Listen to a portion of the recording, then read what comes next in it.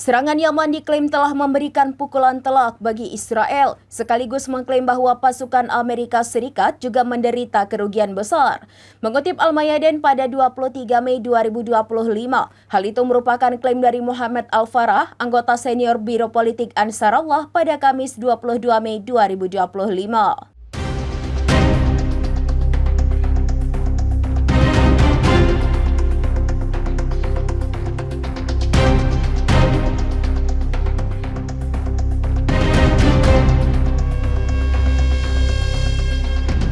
Klaim tentang pukulan telak itu mengacu pada pelabuhan Eilat.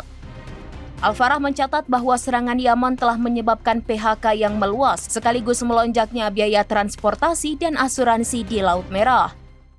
Selain itu, ia juga menegaskan bahwa pasukan Amerika Serikat menderita kerugian besar dalam agresi mereka terhadap Yaman.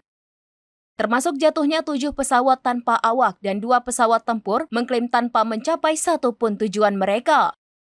Kemudian mengenai Laut Merah, Al-Farah menegaskan kembali bahwa perairan tersebut tetap terbuka untuk semua kapal, kecuali yang berafiliasi dengan Israel atau terlibat dalam agresi terhadap Yaman.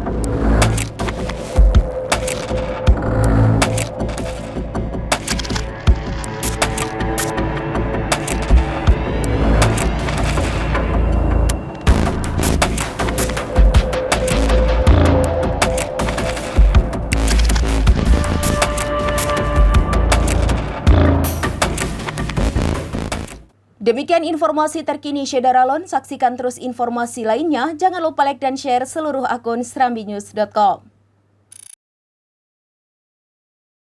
Download Tribun X sekarang.